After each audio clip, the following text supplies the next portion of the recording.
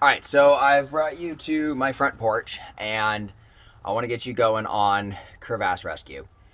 This video is a primer on how the system works. We're teaching you to do this with 3 rescuers. I'm only me, so it's going to look a little strange as far as who's doing what. You'll learn the exact rescuer roles as you practice this on Wednesday, Saturday, and then the next Saturday. So this is all about just the mechanics of it, what equipment goes where, and how it all works out. So I've got more than you would have on just one person's glacier package here to make all of this work. But either way, I have a fallen climber down there. I've got a climber tied in right here. This is their tie-in point in their prusik. And we've dug a T-slot anchor, and I've got this piece of webbing right here. This knot that I've tied in it creates just what we call a shelf. It's just a way to organize our gear. We've just got 2 points to clip. So, our climber has fallen. As lead climber here, I have yelled up to my team, take. They've taken the weight of that fallen climber. I've built the anchor and I'm ready to start doing something with it. So the first thing I'm going to do is I'm going to take my prusik that was attached to me. I'm going to clip that onto the anchor with a locking carabiner. It was attached to my harness with a locking carabiner. It goes onto the anchor with a locking carabiner. You can use the same one. And then I'm going to slide that prusik hitch down as far as I can. So now the weight of that fallen climber down there is on this prusik hitch. The next thing I'm going to do is I'm going to ask for a little bit of slack from my team to put the weight into the anchor, make sure that all this is holding. Then once I'm sure that's holding, I'm going to ask for a little bit more slack from my team, and I'm going to back up this prusik hitch here with a clove hitch. That clove hitch is going to go on a locking carabiner, and it's going to get clipped into our anchor as well. Anything that is someone's lifeline is a locking carabiner. This prusik hitch is someone's lifeline, it's a locking carabiner. This clove hitch, just like this prusik, is someone's lifeline, so it's a locking carabiner. Then I can, as a rescuer here, take my next long prusik. You'll have to forgive me, I apparently didn't grab a longer prusik, so let's pretend this is a long one. And I can still attach to my figure 8. I can tie that new prusik hitch down here. This is going to allow the lead rescuer to travel up and down the rope. Now, with me attached with this figure 8 and with this, right, imagine it's longer.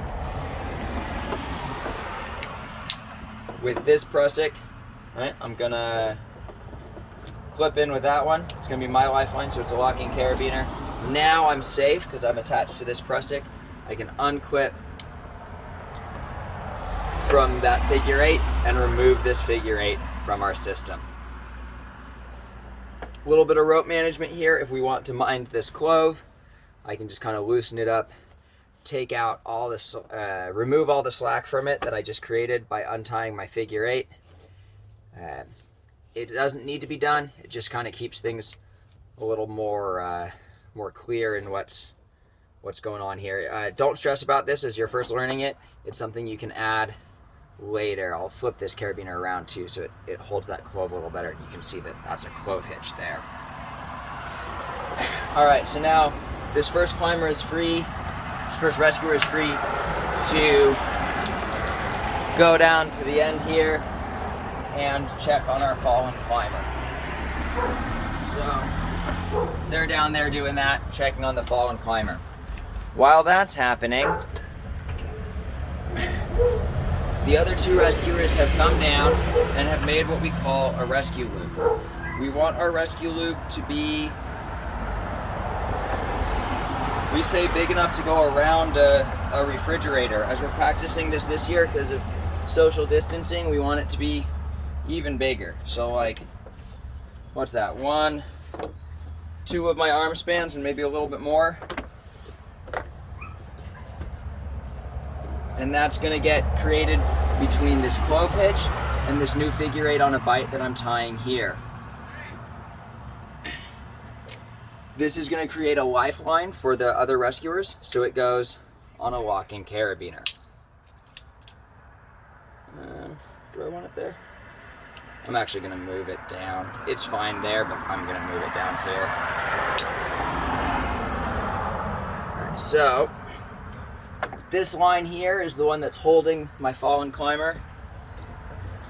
This bit of rope here is what is holding my rescuers safe. They would have pressix attached in here. I'm gonna leave those out right now for clarity's sake.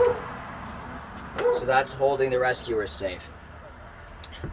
Now, of course, the first thing we could try is simply pulling up and seeing if we can pull the person out. And looks like we can't. So we're gonna have to create some mechanical advantage to do that. So the first thing we're going to do is create a 2-to-1 mechanical advantage system. To do this, we need to have the pulley on the load being moved. So I'm gonna take a pulley and I'm gonna send it down to my fallen climber. Now it needs to go down on something.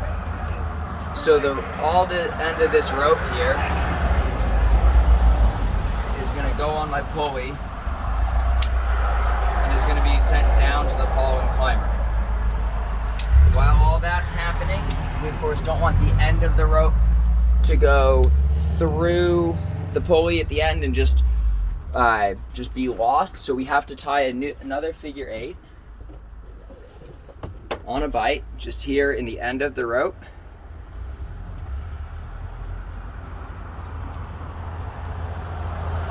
And we're just gonna clip that to our anchor system. All that does is prevent us from losing the rope. So now we're gonna take this pulley down. The lead rescuer would take that down. They drop it in the crevasse and then gravity would take over. As the lead rescuer flipped in here, I sent that down. I told that person, hey, are you okay? Clip this onto your harness.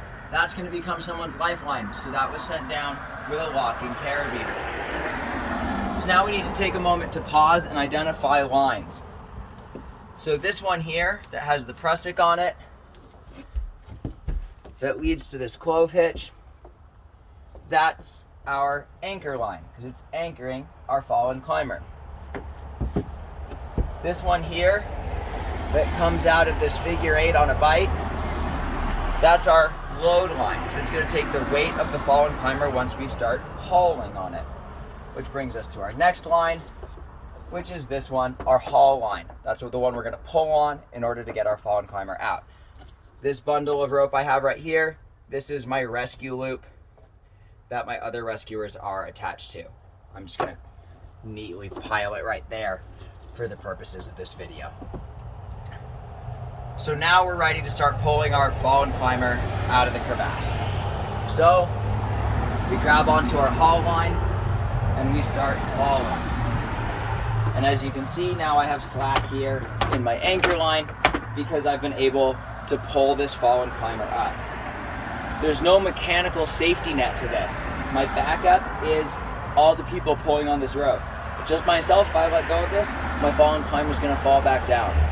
In a rescue scenario, we've got a couple people pulling on this.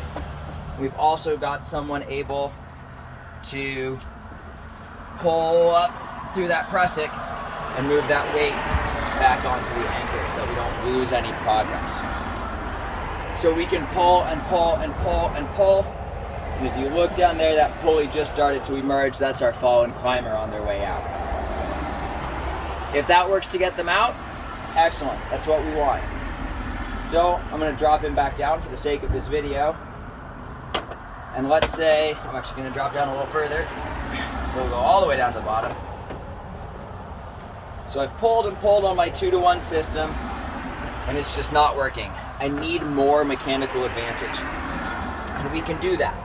We can compound mechanical advantage by creating what we call a Z-Pulley. So to build our Z, we do all of this with and on top of the haul line. So I'm only doing anything with this line here. This is my haul line. The first thing I want you to do is to make a Z. Z. We're gonna build a 3-to-1 mechanical advantage system here, compounded by a 2-to-1 mechanical advantage system there. So to do this, we're gonna need a few more things. We're gonna need a couple more pulleys and a couple more pieces of cord. So, to create this Z, we need somewhere to anchor this end of the Z. So I'm gonna take a little bit from my rescue loop, and if you look on your Crevasse rescue paper, this is called the rescue loop extension. I'll make sure that paper goes out in the email with this video. So there's a new figure 8 on a bite. This is the extension of my rescue loop. This is going to provide an anchor point for the first part of my Z. So I'm going to take, this is an actual prusik minding pulley. You can see how much bulkier it is than my rescue pulley. So I'm going to take this prusik minding pulley, I'm going to put it here on my haul line, and I'm going to clip that to this anchor. Now I've created a turn in the rope there with the pulley, that's great. But we're all gonna add one more step. We're gonna put a progress capture system into, this is the one I want. We're gonna put a progress capture system into this as well. So I'm gonna take a short prusik that's tied closed. This one's tied with a double fisherman's, but a flat overhand bend is fine as well. And I'm gonna tie a prusik on the haul line, leading down to my fallen climber.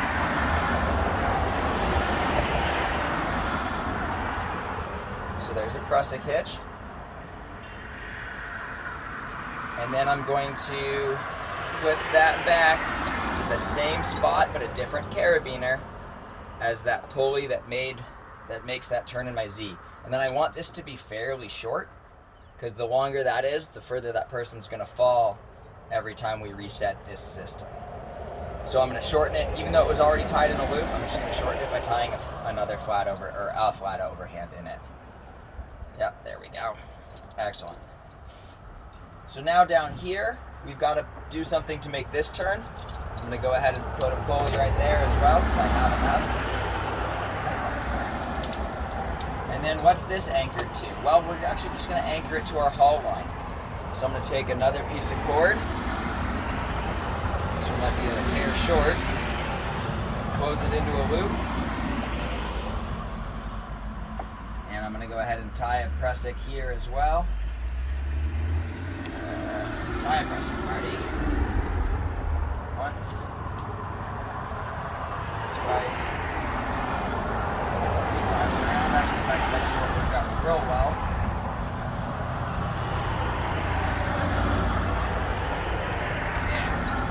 And I'm going to clip that.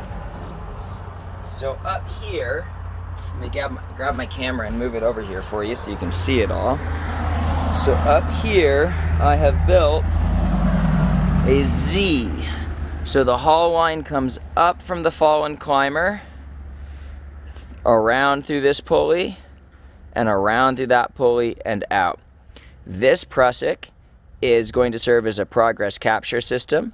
It's going to be minded by this prusik minding pulley. This prusik serves as a spot to anchor this pulley, and it will move. You'll see how that works here in a moment when I start pulling on it.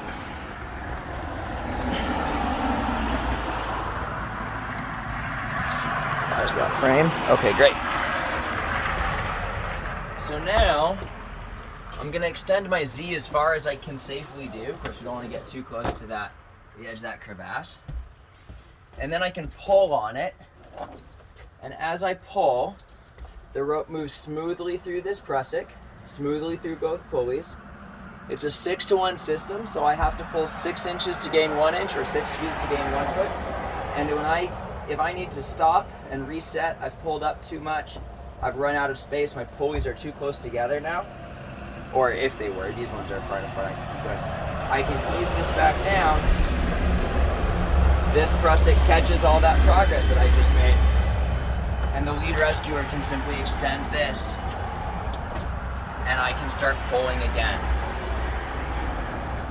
pull, pull, pull again.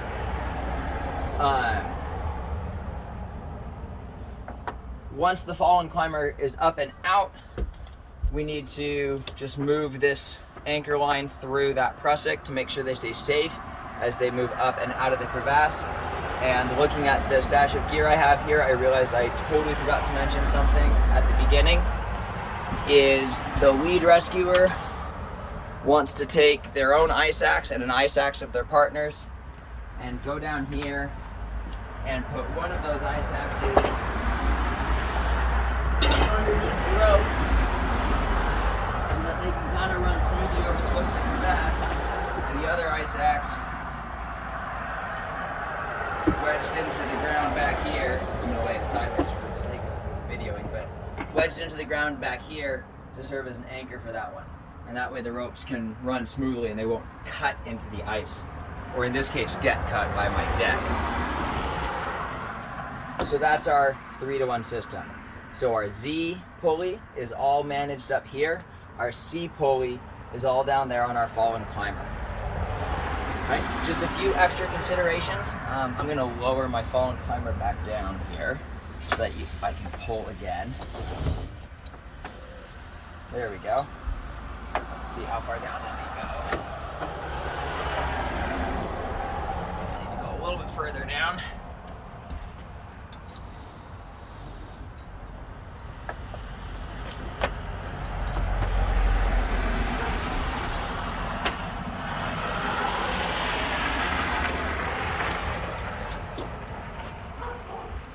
There we go. Okay. So a few other considerations with all of this. I made everything with pulleys, but let's talk about what to do if we don't have enough of those pulleys. If you only have one pulley, it goes on a locking carabiner and it goes down to your fallen climber. That's where you 100% need the most mechanical advantage. If you're up here at this end and you only have one pulley to use in your Z system, let's pretend this pulley doesn't exist. We can just use a carabiner right here. It turns the rope in just the same way. It just means there's a little bit more friction in our system. All right? I can run this down and I can pull this up and the system works exactly the same. If I don't have any pulleys up here as rescuers after we've sent that one down to our fallen climber, so now we have to remove this pulley.